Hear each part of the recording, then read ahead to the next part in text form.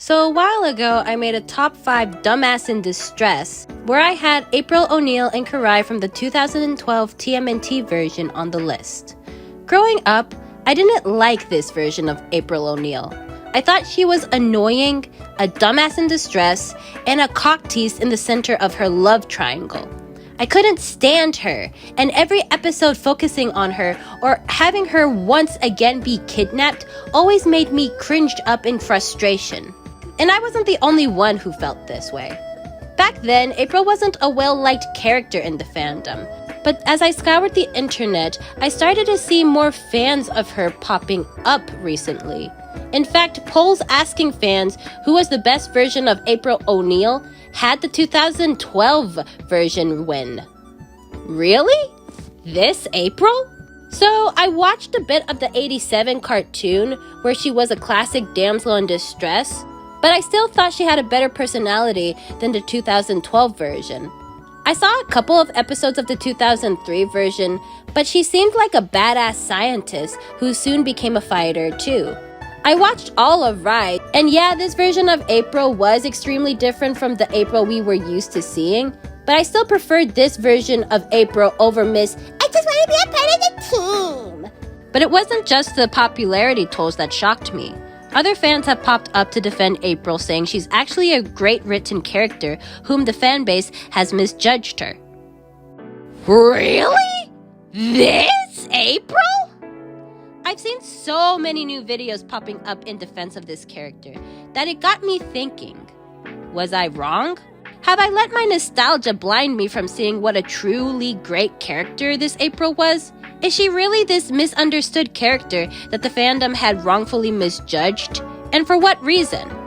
Well, that's what we're going to discuss. I went back and rewatched all of TMNT 2012 to make sure I gave April the proper judgment she deserved. And to be extra fair, I'm taking off my nostalgic goggles. I'm going to review April's character progression throughout all of the seasons to see if she really is a misunderstood, scared girl, or if she really does deserve the title of dumbass in distress.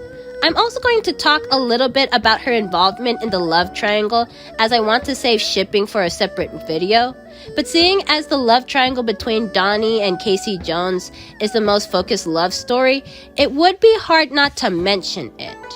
But I'll try to keep it to a minimum and just focus on April. Without further ado, let's begin with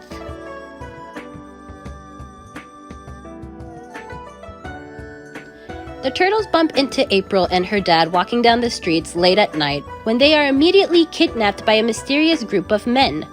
Okay, to be fair, although yes, April was introduced as the damsel of distress for the 2 first episodes, it does make sense as to why she is one.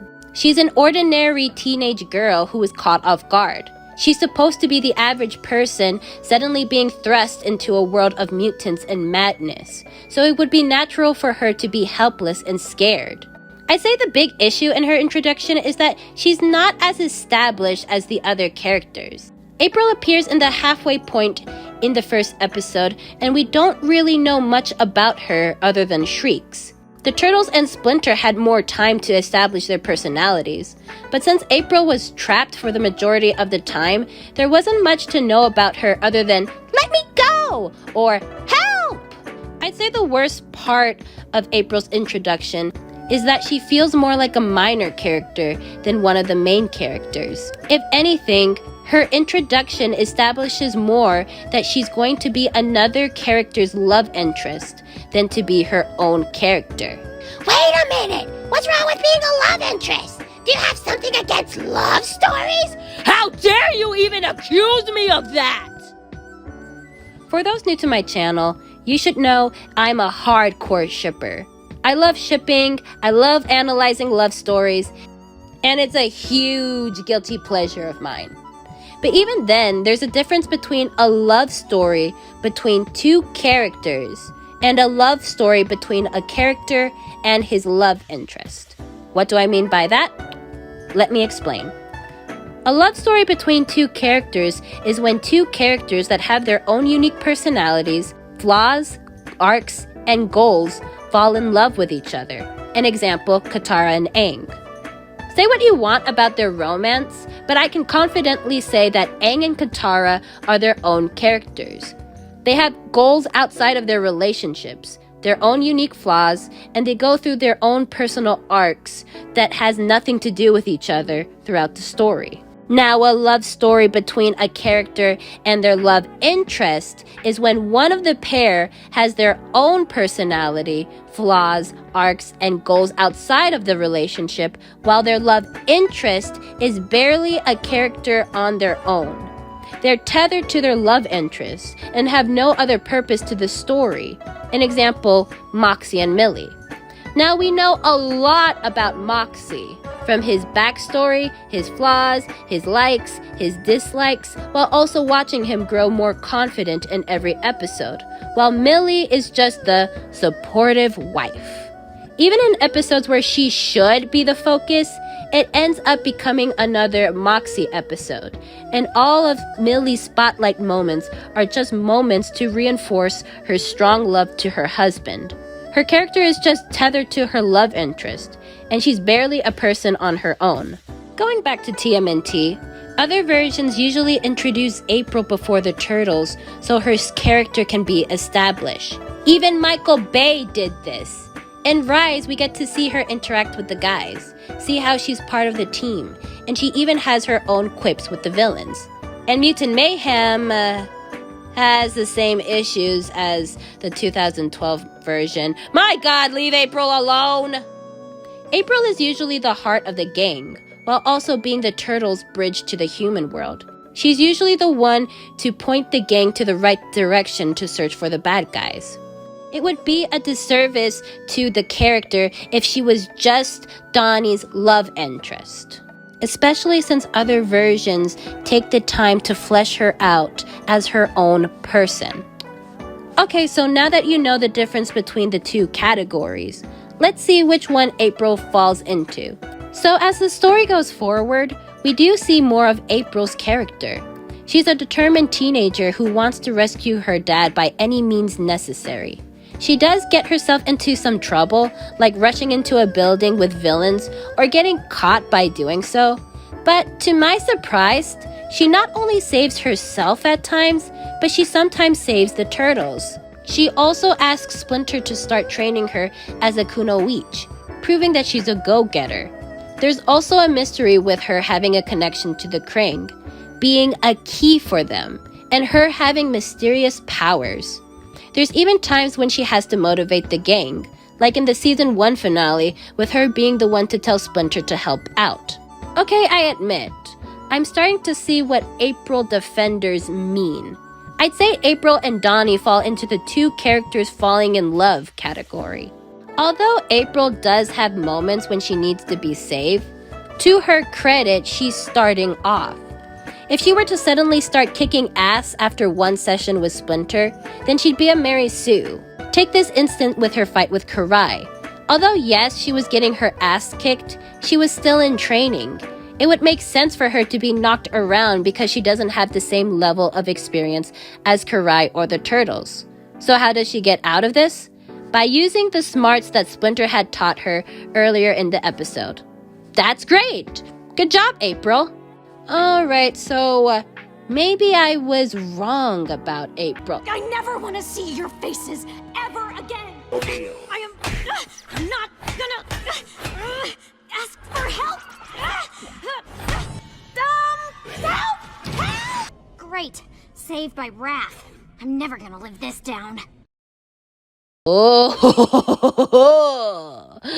I'm not out of the game yet, boys.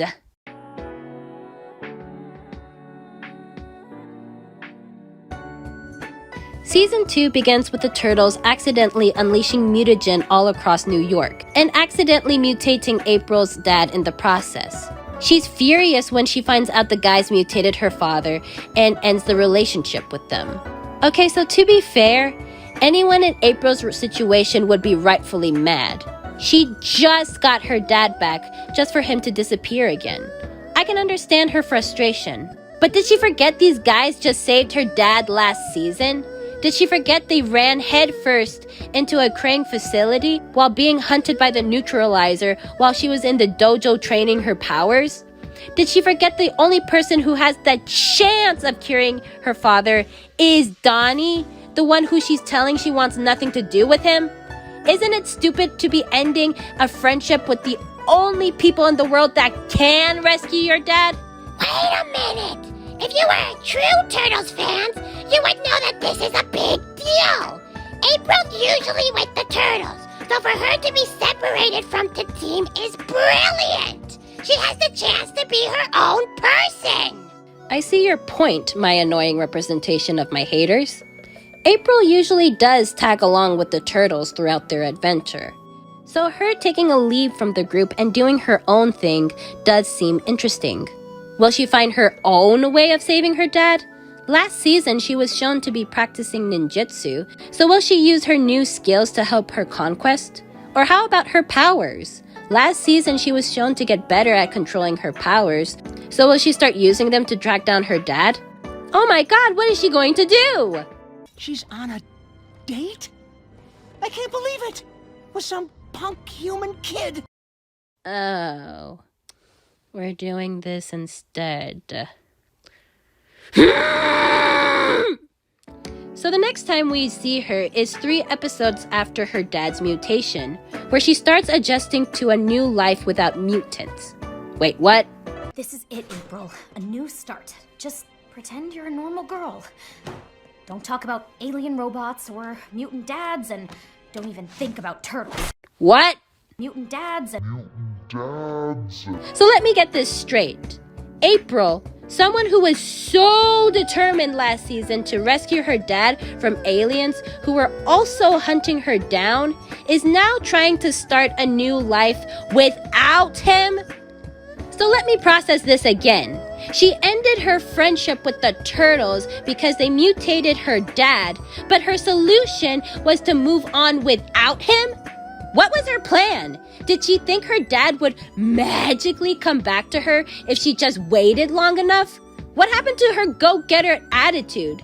In season 1, she would do whatever it took to get information about her dad's whereabouts, even if it was dangerous. But now I guess she just gave up without even trying? So what does she do instead? Or more accurately, what does the show focus on her instead? Making a love triangle, of course. Fuck your family, who's a mindless animal scouring the city. Which boy will April end up choosing at the end? In this episode, we are introduced to Casey Jones, who asks her to tutor him, which April agrees to later that night. Meanwhile, Donnie is looking for a cure while also ranting to Timothy about his love for April, making Timothy fall in love with April? Ugh! This is another trope that I hate in female leads, and it was used a lot in the last decade, and it's called being reduced as the cheese plate.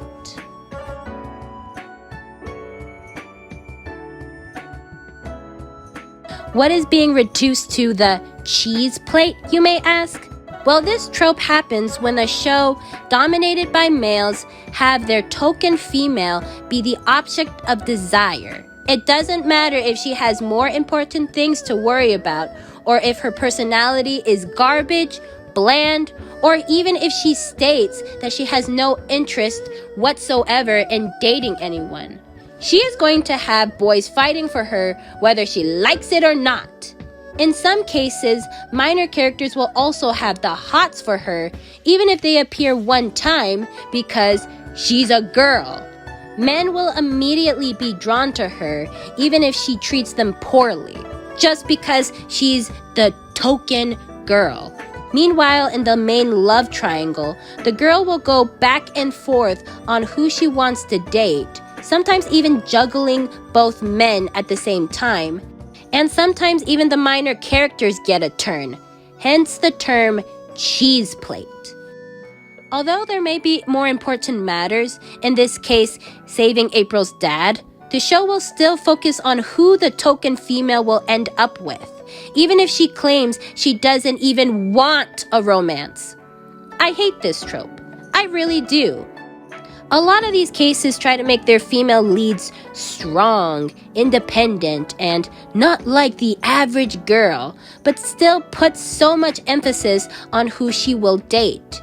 As stated before, a lot of these females don't really have good personalities, or even have one to begin with, and yet they have a horde of suitors lining up to claim them. Yeah, not date, claim. Wait for her to say the words. Fine. And she will. Yet a lot of these romances feel very artificial or forced, because without the love triangle drama, the suitors don't have much in common with the female, or even have much chemistry with them, because the show tries to hammer the fact that the girl is not like your average girl, or even focuses on her beauty. Very shallow if you were to ask me. So even though our female leads want to be something more or to prove themselves, the show will still prioritize romance over their own personal arc, dubbing them more as the prize to win over than a person. Went on a tangent there for a second. Okay, now that that's out of the way, let's get back to focus.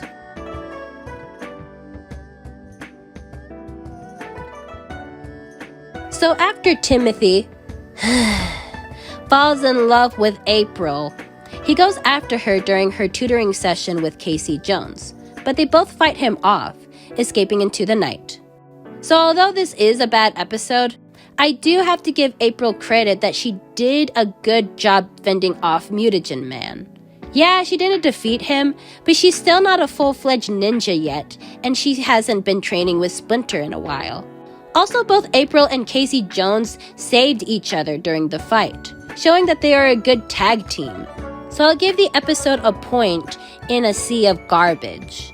Also, the episode ends with April still hating the turtles, even though she sees them fighting Mutagen Man. I knew they had something to do with this. Just keep walking, April. It's not your problem. Be fair, Dee. You promised to be fair. So on one hand, I do like she doesn't immediately forgive them, but on the other hand, we know what's going to happen. She's going to realize it was a mistake and she's going to forgive them. So why drag it out? This arc of April leaving the turtles isn't really interesting, as April doesn't really do anything that important outside of feeding the love drama. If anything, it feels like her leaving the turtles is just a weak explanation as to why she doesn't appear in certain episode. She also just bitches to the guys if they try to help her, but it doesn't really do anything to save her dad. At least they're doing something about it, April. What are you doing? I'll never forgive you for turning my dad into a bat. Never ever. Now get out of my way. I have a math test in 5 minutes. Good luck hunting for your dinner tonight, Dad. I have more important things to worry about. Speaking of which, the next episode she's in, Karai decides to use the new footbots to eliminate April to get revenge on Splinter.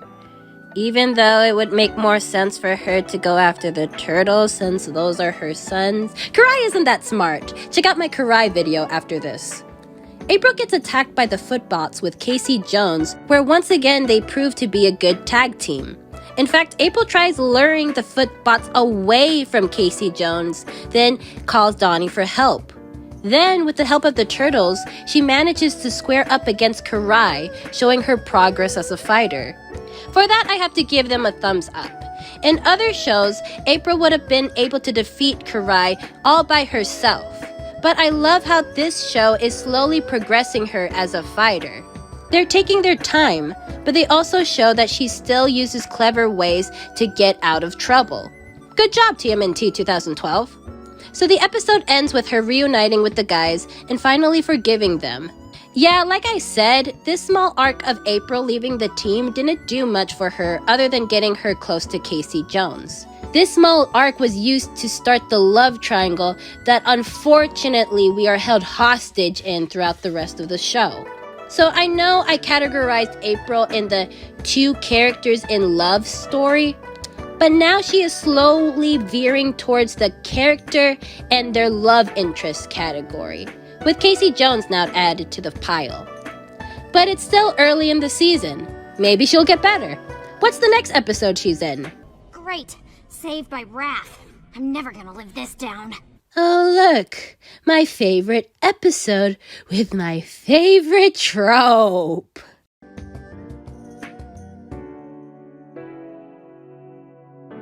The next episode that focuses on April, she wants to prove to the team she should be taken more seriously and go out with them on more missions. Where Ruff replies, It took 15 years of training before Master Splinter let us go on a real mission. You got a long way to go, sis. which is a great point. But April believes she's ready, so she tries to prove herself by being incompetent, hiding from the enemy, rushing in when she's told not to, then getting easily captured, and putting the cherry on top, she bitches when the guys try to save her. I've already talked a lot about the dumbass in distress trope in other videos, and why I hate it so much. So I'll focus on why this particular episode is so painful to watch. First, the show establishes in the previous episode that April is becoming a better fighter. Yeah, she still needs help, but she's shown to outsmart her enemy and also being stronger than the last season. So why is she shown to be so incompetent in this episode? Second, since she is so incompetent in this episode to the point where it's her own fault that she got captured and got the guys in trouble too, she appears like such a bitch when she whines that the guys have to save her. Great. Saved by wrath. I'm never gonna live this down. I am not afraid to leave you, April.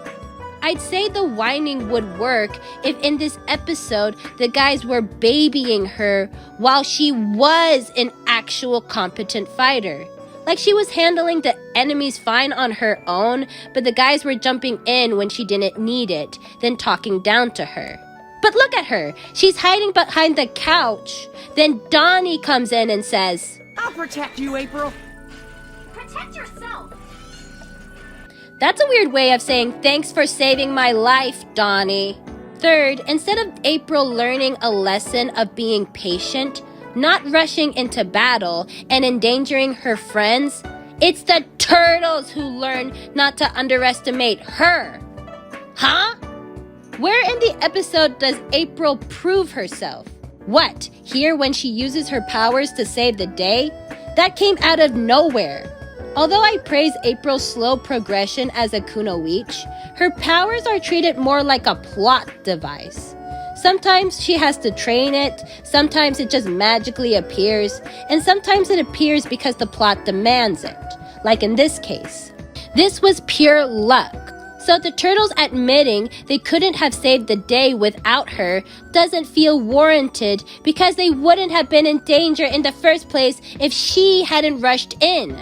Finally, I would have actually liked this episode if it was April who learned a lesson, not the turtles. I'd even excuse this episode if in this scene where the turtles realize they shouldn't underestimate April would also apologize for causing trouble for the guys and realize that she isn't as ready as she should be.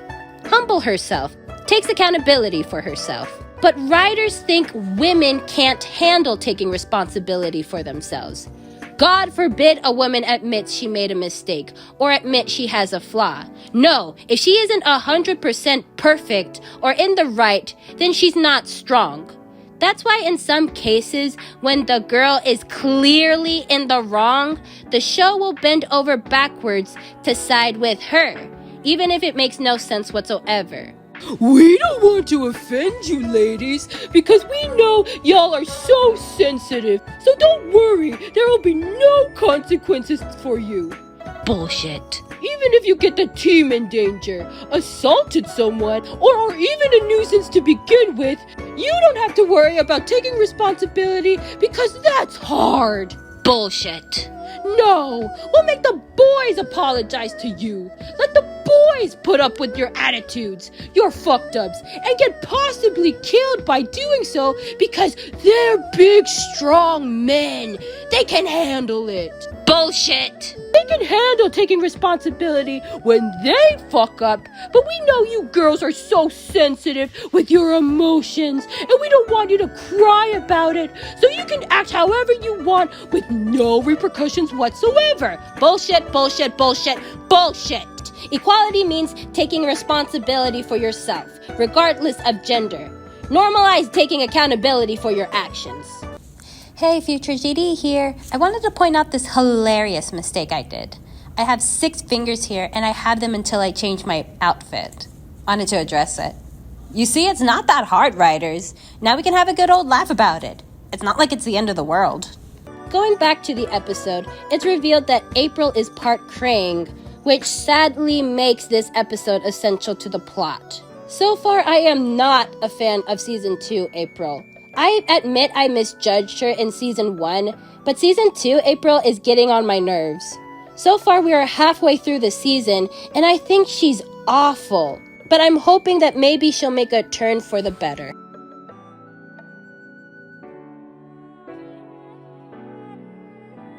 Okay, so after that god-awful episode, the rest of Season 2 has some episodes where April is in peril. But again, she does start progressing as a ninja. In some instances, the group will be in peril with her, or she'll be the one saving them at times. As for the love triangle, I notice at this point she's leaning towards Casey Jones a bit more, but still has her moments with Donnie. I bring this up because the show still wants to focus on this rather than April looking for her dad until episode 16, where the show finally remembers April's dad is a mutant. Now in this episode, April returns back to her determined self again, this time being the one to save her dad instead of the turtles like last season. Yeah, she had her one dumbass in distress moment when she barked at Donnie after falling into the mutagen. But to be fair, she thought she was going to turn into a mutant, and we didn't know until now that she's immune to mutagen. So I'll give her a pass. The rest of the season, she's pretty much the same, getting into peril but finds a way to help out, whether by outsmarting the enemy or progressing as a fighter. By the season finale, it's revealed that her friend Irma was Krang subprime all along in a twist that I actually didn't see coming and loved. Although yeah, I am upset that Irma didn't join the King. I would have loved to see her interact with the turtles and maybe be geeky friends with Donnie, which maybe I'll make an Irma video in the future. But back to April. After the reveal that her friend was Krang subprime, she spends the rest of the finale helping out the turtles as more of an equal now. I wouldn't say she's completely there, but she has progressed since the beginning of this season, and it does feel natural. When the gang has to flee to New York after the Krang successfully mutates New York, they head to April's family farm, leaving behind their friends, Splinter, and... Not again! Seriously, again? Maybe I should have added Kirby on my top 5 dumbasses in distress too. I'd say season 2 is where April's character is starting to waver. So although she does get kidnapped a lot during the first 2 seasons, she does find ways to either save herself, outsmart the enemies, or progressively gets better at fighting. She does get kidnapped the most, but everyone else has their captured moments too, including the turtles. But I was not a fan of her in the beginning of season 2. I can't stand her dumbass in distress moments and her falling into the cheese plate trope. I find that so annoying, and the show doesn't do well selling me on these tropes. But I can't say she's not as manipulative as I thought she was. I remember when I was younger how I thought April was this manipulative, cock-teasing she-demon who plays with the boys' hearts to get whatever she wants. But rewatching this season, I have to admit I was wrong. Yeah, she does flirt with Casey at times and has her shipping moments with Donnie, but she's not intentionally playing with both their heartstrings like I remembered. In fact, rewatching this season makes me realize how Casey and Donnie had their creepy moments with her.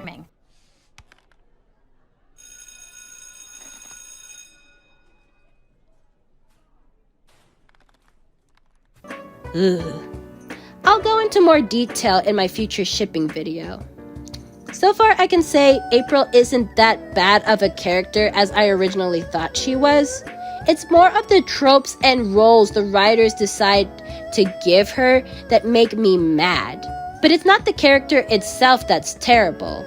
I think I was more annoyed that she was the target of the majority of kidnaps, was the token girl stuck in a love triangle that the 2010s were famous for, and she had her bitchy moments with the guys. So I'm starting to see what April defenders are saying, but I wouldn't go so far as to say she's a great character. She's decent, and I do appreciate the slow burn of her developing into a kunoichi and the mystery behind her connection to the Krang. But the show wants to focus on who she will end up with rather than who she is as a character, which is not a good sign. If the biggest reel of your female character is who she'll romantically be paired up with, then it shows she's more of a prize than an actual person or a respected member of the team. You can have your romances, but it shouldn't be the main focus, especially if there's more urgent matter that she's going through. But we're halfway done with the series. Does April get better as the series continue, proving me wrong? Or is she just the prize for the boys to fight over? Find out in part 2. I didn't realize how much I would cover in the first 2 seasons. I ended up writing 12 pages in this part, and I don't want the video to be too long. So subscribe for part 2. And scene. Welcome back to Is April O'Neil Annoying or Misunderstood Part 2.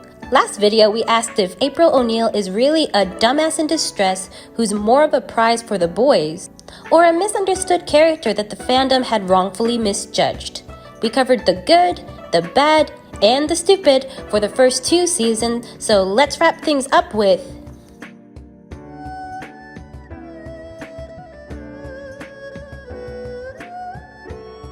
Season 3 begins with the gang taking refuge in April's family farm after failing to save New York. We actually see April sparring with the turtles, even knocking Raph out, claiming how she's almost a full kunoichi. I would say the best part of April is watching her slow, natural development from a scared girl to an equal to the turtles. We did have to stomach through some cringe episodes with her, but for the most part, she's okay. Also, even though the barn arc is infamously known as the worst arc in the show, there are a few important episodes that do center around April. Some good, some bad, and some weird. Let's start with the bad. And when I mean bad, I mean bad. It's not just the worst episode of 2012. It's regarded as one of the worst things that came out in turtle media, and that's saying a lot. I'm talking about A Foot Too Big. Yeah, I have no idea what the writers were thinking when making this episode. It's not fun to watch, it's filled with cringe, and it has absolutely no point to it whatsoever. Basically, Donnie gets a taste of his own medicine when Bigfoot falls in love with him and realizes how he must have made April feel. By the end of the episode, he does apologize to April and says, I just wanted to let you know I won't be bothering you with music boxes anymore. I get it now. Donnie is to April as Bigfoot was to Donnie.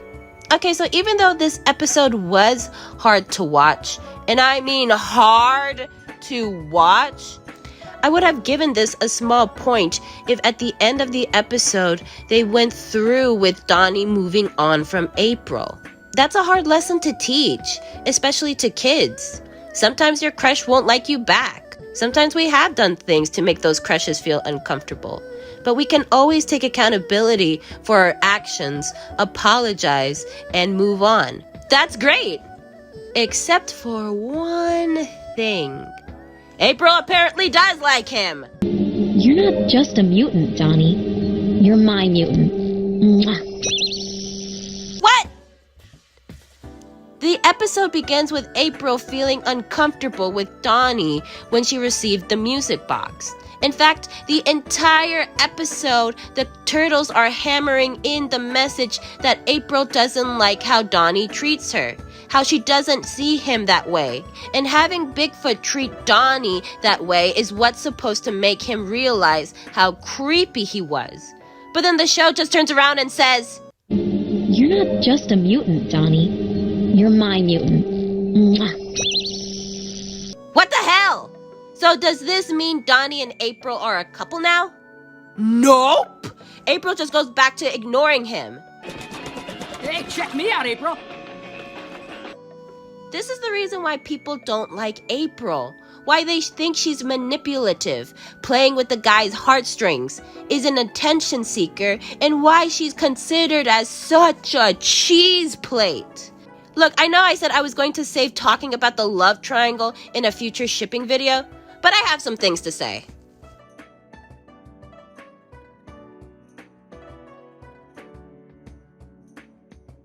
Okay, so in season 1, April and Donnie's relationship was seemingly one-sided, with Donnie being the one simping for her.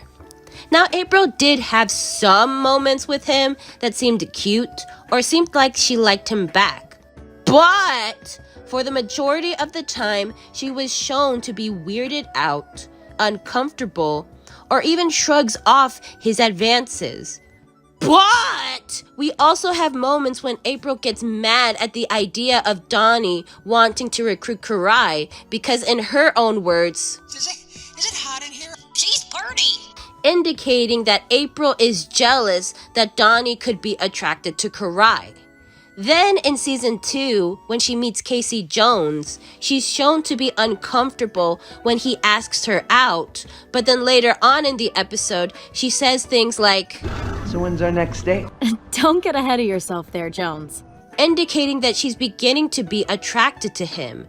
In fact, I say in season 2, April is much more flirtatious to Casey than Donnie. But then she'll give kisses to Donnie right in front of Casey Jones at times. Some April defenders have pointed out that friends sometimes give each other pecks on the cheeks, which, yeah, can happen. But April is very much aware that Donnie sees her romantically and wants to be more than friends with her. I also don't see her giving cheek kisses to her other friends. It's just Donnie, one of the guys in her love triangles. Also, look how Donnie reacts when she does receive a kiss. You see how he's not doing a good job at hiding the fact that he thinks this is romantic? Wouldn't it have crossed to April or even someone else in the team that she's giving him mixed messages and it should have been addressed to her? And even if you still try to make the argument by saying, oh, she doesn't know because Donnie never confessed to her, or, well, she's not doing it intentionally, she's just closer friends to Donnie. There are moments when she is aware, like in this scene. Look at her, she knows what Donnie's doing, and she still goes through with it. That's not the face of someone who doesn't know or is uncomfortable.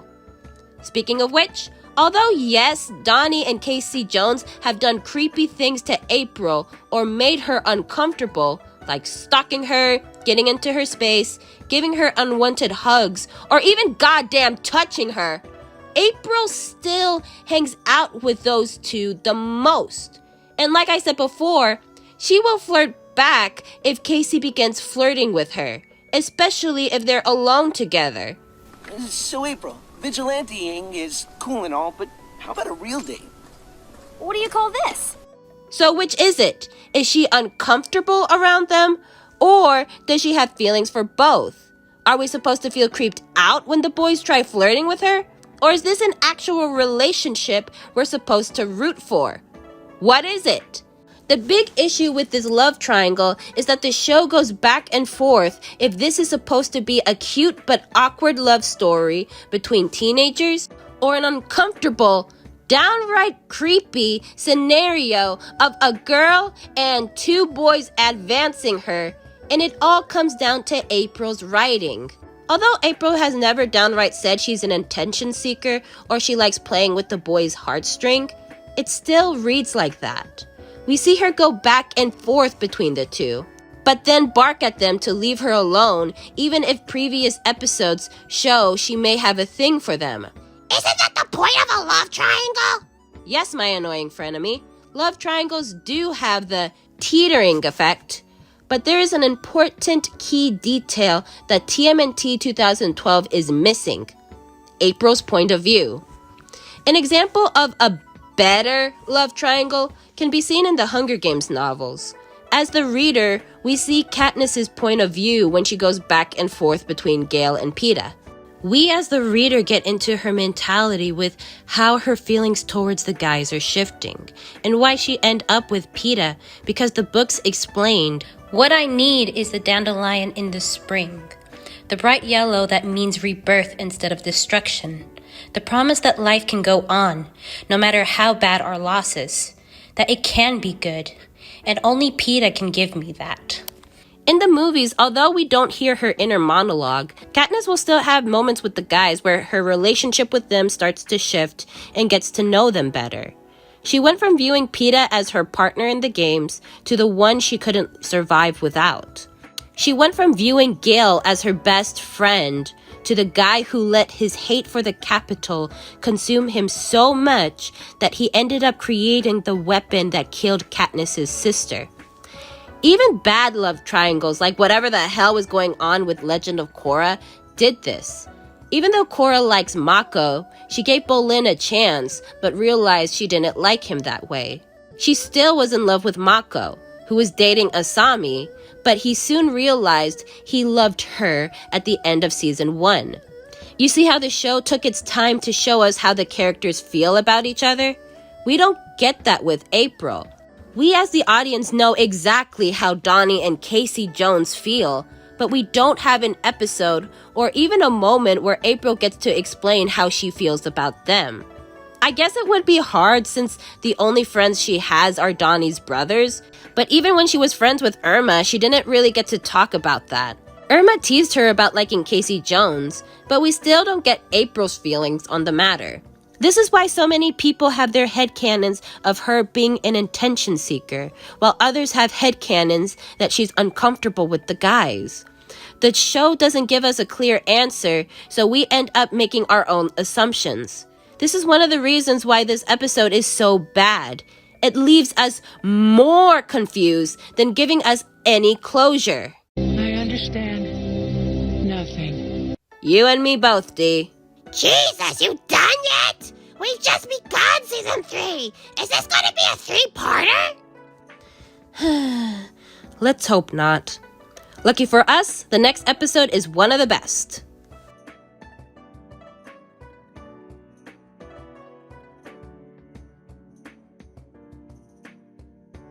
So the rest of the barn arc, April has much better episodes focused on her.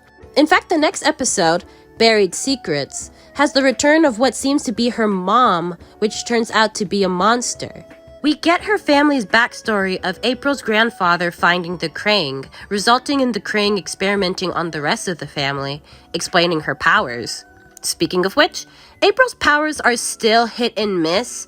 Like in some episodes, her powers are activated by her emotions. In others, she needs to train them. And then we have moments like in dreams, she can somehow connect to the guys in their sleep, even though she's never done that before. I've also noticed that even though April is becoming an equal to the turtles, she doesn't think of using her powers in combat. Like look, she gets caught by a frog, but doesn't try using her telekinetic scream to get herself out. Or in this case, when she's being chased by the creep, maybe before running away, she could have tried screaming or moving him. But no, her powers aren't really used nor mentioned unless the plot wants to mention or use them. But what about April herself? How is she throughout this small arc? She's fine. I'd say she shines the best when she's not dealing with the love triangle, like the episode with her mom or the episode when she and Leo saves the gang from the Chimera. Here we see her backstory developed, get a better understanding of who she is, and we are reminded that she's a determined go-getter, like when she has to motivate Leo to save the gang after he feels like he failed as a leader.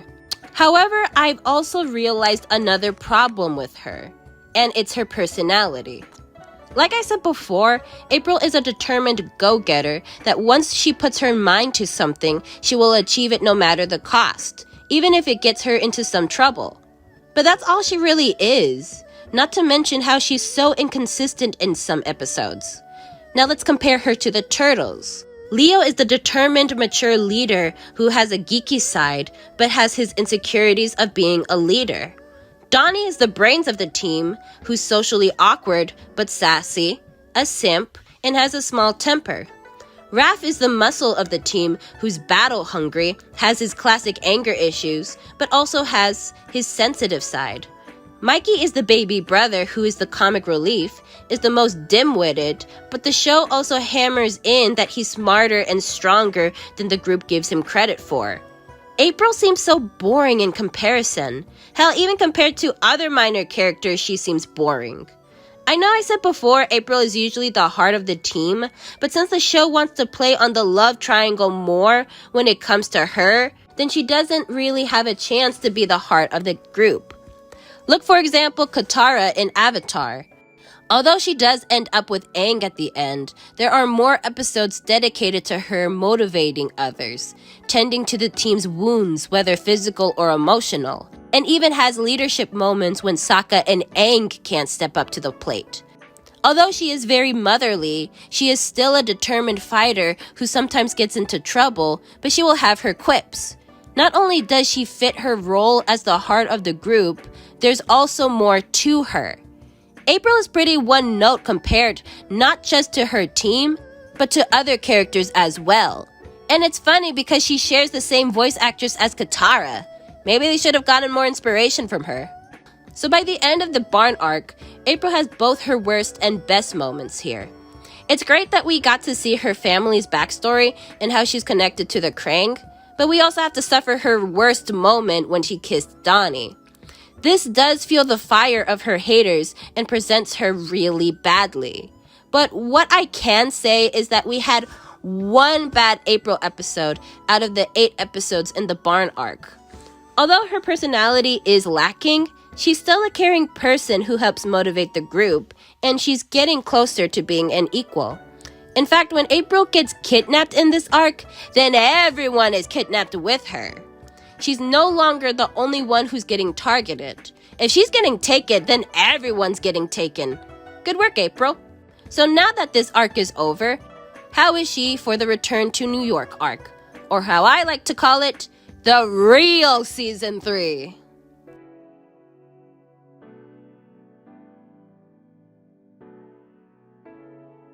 The gang returns to New York where they track down Splinter thanks to April's help.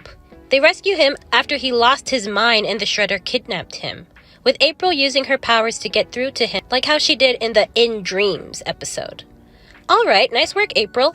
Next, April helps the gang look for Karai as she once again proves she's a better fighter by holding her own against Bebop and Rocksteady. Then after failing to save Karai, they regroup and are determined to once again save New York. And April's dead again. Jesus, just put a leash on him for crying out loud. So, although it is annoying that April has to save her dad again, we don't have to wait the whole season like last time. In fact, she reunites with him 4 episodes later. So, what else does she do? Well, to be honest, nothing much. Although she did save Splinter, help track down Karai, and found out the humans were in Dimension X through her powers, she doesn't really do anything else after the mid-season. In fact, during the mid-season special, she stays with Splinter while the Turtles and the mighty Mutanimals go save the humans. She doesn't even put up a fight. She just stays back. I would have understood if this was Season 1 April, but Season 3 April is so much closer to being an equal to the Turtles. So why is she okay with staying back? Hell, even Season 1 April would have still wanted to find a way to help out. She's always one to rush in if it means saving her dad. Maybe she's just numb to it by this point. I don't blame you, April, we all are. After the mid-season special, April actually doesn't appear much. Even in the episodes when she's around, she's relegated to the background. On one hand, I am so glad we don't have to deal with the love triangle nonsense we got in Season 2. but it's like the show doesn't know what to do with her. She starts to appear again towards the end of the finale, but in episodes when she's around more, they have her trapped or kidnapped again, this time with the group. But even so, she still gets the short end of the stick. For example, in Deadly Poison, she's the first one poisoned by Karai, so she's not in the episode for long. Then in the Foretold Trap, the turtles get to be in their own Saw-like trap, while April is just chained. Boring. She becomes relevant again in the season 3 finale, when she actually does a decent job of holding off the Triceratons. Then she helps convince the Shredder to join the fight, freaks out when Splinter dies, and then gets saved by the Fugitoid with the gang. So April has her weird ups and downs this season. The worst episode she's in was in A Foot Too Big, but I say that's the only worst thing about her in this season. The love triangle drama dialed down a bit too. It's still there, but it's not in your face like how it was in season 2. So that's also an improvement. But outside the barn arc, April is barely in this season. It feels like the writers didn't know what to do with her if there wasn't a love triangle involved. We got an episode with Casey Jones fighting the Purple Dragons, so why doesn't April get at least an episode dedicated to her? She feels like an afterthought at this point. The best thing about her is that she now feels like an equal to the Turtles more than ever, but her personality is still lacking. She's very inconsistent in both her telekinetic powers and her feelings in the love triangle. Is this really the great character that April defenders are fighting for? But we have 2 more seasons to go. Let's see if she does become great with the next arc.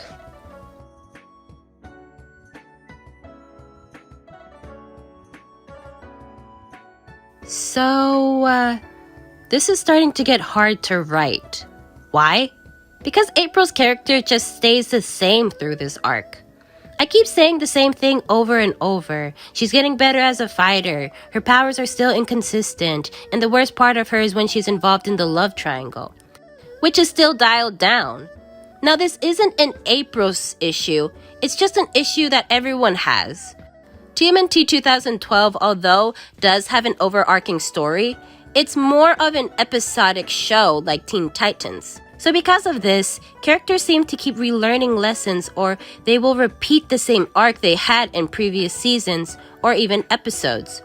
Which is why it's getting hard for me to say anything good or bad about April that I haven't said before, because the show isn't giving me anything new. Ahem.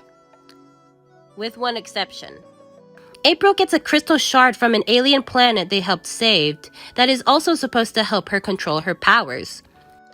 4 seasons and 5 episodes later, we finally have April train her psychic powers. Very late into the game, but it's better than nothing. They also hint that April is going to be corrupted by the power of the crystal, which does happen later on in this season. Okay, April's powers are finally going to be realized.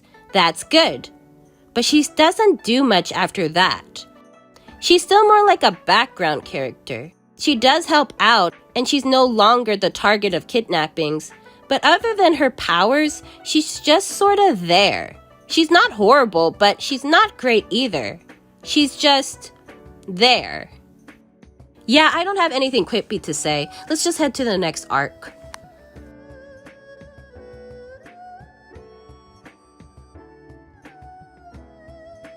After saving the Earth from the Triceratons, April finally becomes a full-fledged Kunoichi and celebrates with the guys.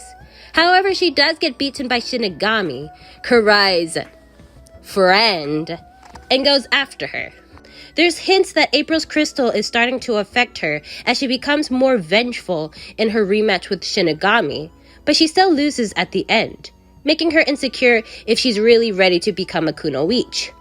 Luckily for her, Karai is on her dumbass in distress arc, so the gang comes to their rescue when— Call me what you will. I am the most interesting fish in the world. Step away from the teenage girl. I repeat, step away from the teenage girl. Don't worry, child. He won't hurt you anymore. What the alien! No! Just no! The episode ends with April defeating Tiger Claw and helping save Shinigami and Karai, earning their respect. So I'd say April is becoming much better since she's now an official Kunoichi, and now she has an arc of being corrupted by the crystal. So a lot of people have been giving April a lot of hate in this arc, but did they forget she's being corrupted?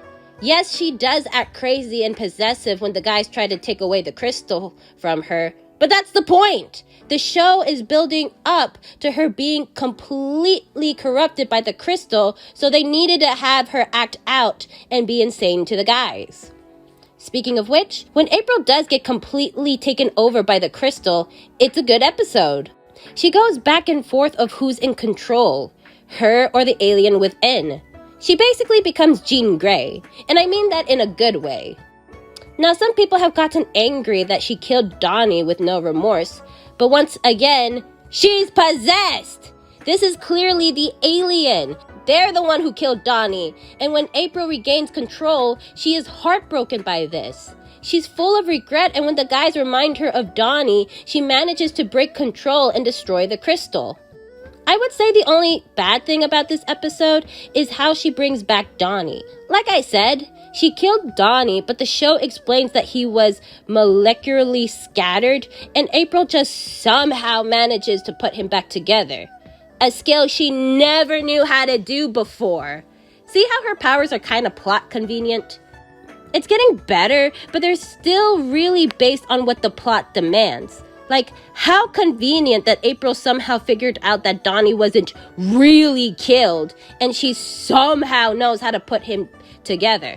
The end of the episode reveals that although April isn't as powerful as she was before with the crystal, she still has a better understanding of her powers. That's great! It would have been so easy if the show still allowed her to be OP and say, I have finally mastered my powers. But they decided, no. Let's give her some weaknesses for her to overcome. Good job, 2012. So now that April has some form of control of her powers and now is of Kunoichi, what is she going to do? Oh, wait, what? So yeah, the show is kind of over. I know we have season 5, we'll get to that soon, but this is technically the real end of the show. Between the power within her and the season finale, she helps out, but all that hype around her and her powers are kind of put to the side. In fact, thinking about it, there's a few things that were dropped now that the season has ended and never appeared in season 5. What really happened to April's mom? Where is April's mom? In fact, what happened to the rest of April's family who was experimented on by the Krang? If Kirby and Miss O'Neill had to flee to New York because they were afraid the Krang would get April, why didn't Kirby say anything to April? In fact, why didn't he try to prepare his daughter that aliens might be after her? Is April's powers based on her emotions, or is it something that she has to focus to control? Why can't she sense things all of a sudden in certain episodes, but enemies can sneak up on her? And finally, the one the show really wanted us to think about, who does April choose? Then what the hell was the point? I'll save that rant for the end, but going back to the finale. When the gang goes to defeat the Shredder, April and Casey Jones fall off the building, being separated from the Turtles. Even though earlier in this episode, April was shown levitating the group, so why can't she just do the same thing with her and Casey? Couldn't they have at least knocked her out? Anyways, after Leo defeats the Shredder, the show ends with the gang at peace looking out into the city, hinting at new adventures in Season 5. So this season was a bit of a mixed bag when it comes to April. She isn't really that important in the space arc, but she shines when she returns to New York. She finally achieves her goal of becoming a Kunoichi and controls her powers. But can I say I was wrong? In some parts, yes, but other parts, no. Let's head to that. Why about Season 5? Season 5? It's kind of like Karai. She shows up, helps out, and that's pretty much it. Season 5 is more of a filler season. Nothing really that important happens, so without further ado, let's get back to...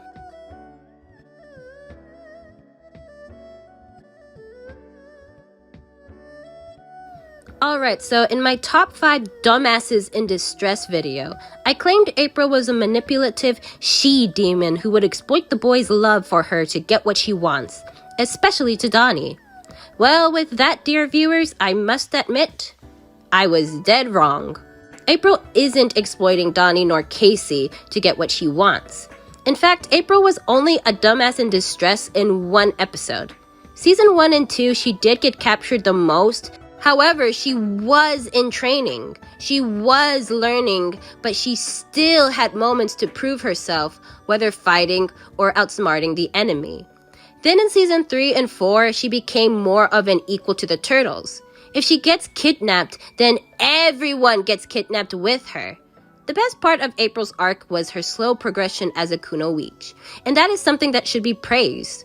So I admit, my dear viewers, I was wrong. April does not deserve the title of dumbass in distress. She had one true dumbass in distress moment, but for the majority of the time, she proved herself of earning the title of Kunoichi. That being said, there are still a lot of issues with the character. Although she isn't the manipulative chi-demon I thought she was, her personality is very basic compared to the rest of the cast. Even some minor characters have more interesting personalities than her. The best part of April is her slow progression as a Kunoichi, yes, but the character itself is so boring compared to the rest of her friends. She's the girl of the group. That's it. The most interesting parts of her is the mystery behind her powers, which aren't fully answered. She can control her powers better, yes, but once again, they still feel more like a plot device, even a MacGuffin at times. But the worst part of April is that she falls into the cheese plate trope. In fact, she's more closer to a character and their love interest category. She's not completely there as she does have relevance to the story, but the show really wants to focus on who she'll end up with, especially in the first 2 seasons. In fact, when the show does dial down the love triangle drama, April isn't used much as we see in the second half of Season 3 and the first part of Season 4. Speaking of which, this entire love triangle shit was completely pointless, because guess what? She doesn't end up with anyone. Yeah, all the drama, all that uncomfortable moments between the guys, all that focus on who April is going to choose amounts to nothing. Even as a shipper, I was pissed as fuck. Not because my ship didn't happen. No, it's because they completely wasted my time. If you're going to have a love story, that's fine, but actually commit to it. And if you are going to put so much focus on who the girl is going to end up with, then you should commit to her choosing. Otherwise, why even have it in the first place? Adding to that, April's involvement in the show is so inconsistent that it's problematic. The boys do have their creepy moments with April. I'll get to them eventually. But April still fuels the fire. And look, I'm not victim blaming her. I know someone is going to accuse me of that. This is more of the writer's faults than hers. Because April goes back and forth on flirting with the guys, but then she's also uncomfortable or annoyed with them in other episodes, so it's not clear if she's toying with the boys or if she is legitimately uncomfortable with them. But seeing as how she hangs out with Casey Jones and Donnie the most, a lot of fans have made the assumption that she either doesn't mind, or even worse, likes the attention the guys give her, which is horrible. This is not a good message to teach to young kids. And what's worse is that the show doesn't even know if the guy's treatment of April is creepy or just socially awkward. So there's no real repercussions the guys get. If you wanted this to be a romance that's a bit awkward, then go for it. But leave the creepy parts out of it. And if for whatever reason you want to keep the creepy parts, then have it be addressed and dealt with. Don't pretend like the guys learned their lessons just for April to say, oh, actually it's fine. I sort of like you too. No, if you're going to bring it up, then deal with it properly. Jesus, it's a cartoon! It's not real! It's just fiction meant for kids! It's not meant to be taken that seriously! You're right. This is a cartoon. A cartoon watched by impressionable young kids who sometimes like to mimic cartoons. Kids who look up to fictional heroes and try to copy their personalities. Kids who will one day grow up and try to date too. So, is it really right to teach kids that this type of behavior is okay? That, oh, it's not you, it's her. It's okay if you stalk her, even if she tells you to stop. She'll thank you later. It's fine if you get in her space, even if she's uncomfortable with it. She'll learn to like you later. After all, boys will be... I don't even want to finish that sentence. That's just ridiculous. The writers may not have intended this, but the damage has been done. We needed to have April consistent in the love triangle, and we needed to hear her point of view, too. Because what we got is a problematic mess that makes no one look good at the end of the day. I may be wrong that April isn't a dumbass in distress, but this character still brings other issues to the plate. So is April a great character?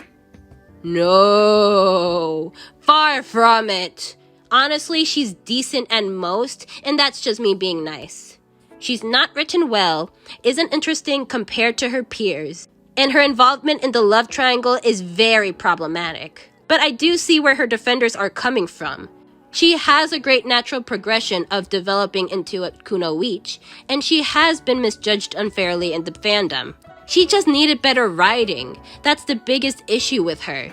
She just needed someone to give her more time to be her own person outside of the romance, and have her be more interesting outside of a go-getter to match her peers. Outside the love drama, she's okay. She's still not one of my favorite characters, but she's okay. Whew. Now that that's out of the way, I guess I'll work on my next discussion video. And hit that subscribe button. My goal is to get to 5K subs before I grow old and die. So help me achieve my goal. And feel free to leave me other suggestions of 2012 TMNT I can cover next. Roll credits!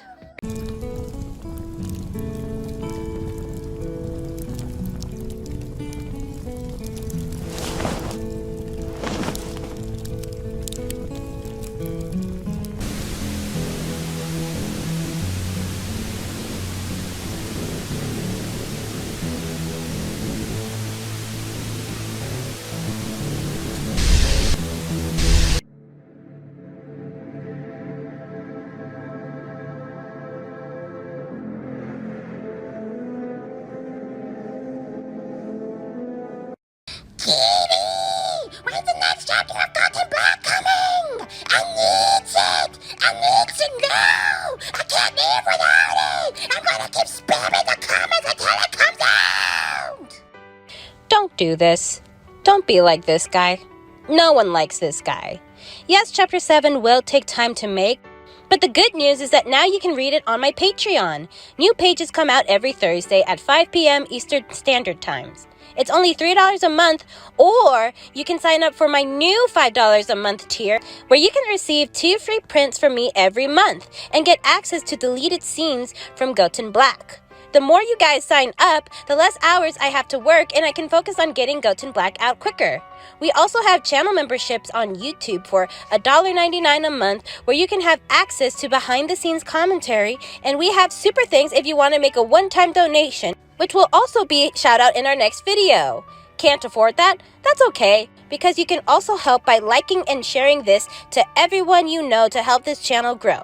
Also, hit that subscribe button to help support the channel. Just 2K more subscribers to our goal of 5K. Thanks guys, and stay unhinged. Can you have Goten Black meet Azula and Bill Cipher? What?